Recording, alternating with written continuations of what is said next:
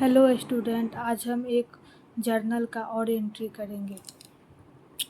सबसे पहले जुलाई 1 को स्टार्टेड बिजनेस विथ कैश। हमने कैश से अपने बिजनेस को स्टार्ट किया। जब हम बिजनेस को स्टार्ट करते हैं तो हमारे पास कैश भी इंक्रीज होता है और कैपिटल भी इंक्रीज होता है। इसीलिए कैश असेट्स है और ये इंक्रीज किया तो इसको डेबिट करेंगे। और टू लाइबिलिटी भी मेरा इंक्रीज करेगा। बताए थे जब लाइबिलिटी इंक्रीज करता है तो उसे क्रेडिट करते हैं। कितना? 20,000 20,000। दूसरा है परचेज फर्नीचर।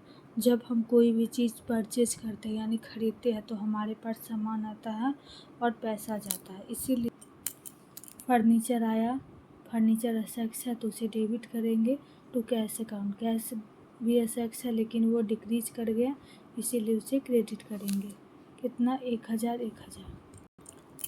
तीसरा है गुड्स को खरीदे तो हमारे पास गुड्स आया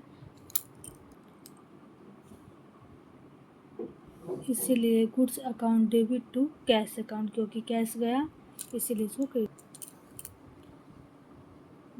गुड्स फॉर कैश, हमने पैसा से माल को खरीदा, उसका भी वही होगा goods account debit to cash account.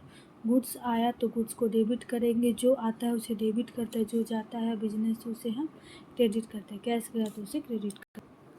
Cash deposited into bank, जब हम बैंक में पैसा को जमा करते हैं तो हमारा बैंक क्या होता है? इंक्रीज करता है और बैंक असेट्स, और जब असेट्स इंक्रीज करे तो उसे डेबिट करे। और डिक्रीज क्या हुआ? कैश, तो असेट्स हमारा डिक्रीज हो गया कैश, इसीलिए उसको क्रेडिट करेंगे। 10,000 10,000। फिर क्या है? सोल्ड गुड्स फॉर कैश, हमने माल को बेचा इसीलिए कैश हमारे पास है तो cash account debit to goods account. फिर है कैश सेल्स यानी नकद बिक्री, इसीलिए इसका एंट्री हो जाएगा cash account debit to goods account. Cash आया और गुड्स गया। उसके बाद गुड्स फ्रॉम श्याम, हमने श्याम से उधार माल खरीदा। तो जब हम माल खरीदेंगे श्याम से तो हमारे पास माल आया इसीलिए इसको डेबिट करेंगे। और श्याम क्या हो गया? हमारा लायबिलिटी हो गया, क्योंकि उसको आज ना कल पैसा देना है और लायबिलिटी इंक्रीज किया। लायबिलिटी जब इंक्रीज करेगा तो उसे हम क्रेडिट करते हैं। उसके बाद सोल्ड गुड्स टू संजीव को माल बेचा। तो जब हम संजीव को माल बेचेंगे तो संजीव अकाउंट डेबिट, क्योंकि संजीव के पास माल गया और हमारे पास से क्या गया? गुड्स, इसीलिए टू गुड्स या सेल्स अकाउंट। फिर आ जाए sold goods to Amar for cash, हमने इसमें क्या था? उधार माल बेचा इसलिए हमने उसको संजीव का नाम लिया, लेकिन इसमें हमने नकद माल बेचा। और जब हम नकद माल बेचेंगे तो हम उसका नाम क्यों लिखेंगे अपने खाते में? इसीलिए cash account debit to sales account. उसके बाद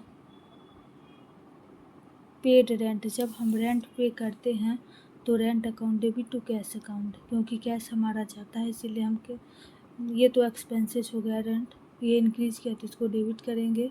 और ये कैश है, कैश डिक्रीज किया इसलिए हम उसको क्रेडिट करेंगे। उसके बाद इंटरेस्ट रिसीव, जब हम इंटरेस्ट रिसीव करते हैं तो हमारे पास कैश आता है इसीलिए हम इसको डेबिट करेंगे। और ये असेट्स है और इंटरेस्ट रिसीव्ड, ये तो रेवेन्यू है और ये हमारा इंक्रीज किया इसीलिए हम इसको क्रेडिट करेंगे। फिर आ जाइए पेड सैलरी, जब हम सैलरी पे करते हैं तो salary account debit to cash account, क्योंकि हमारा कैश जाता है। यही इसका पूरा जर्नल एंट्री, ऐसे ही जर्नल एंट्री करते हैं।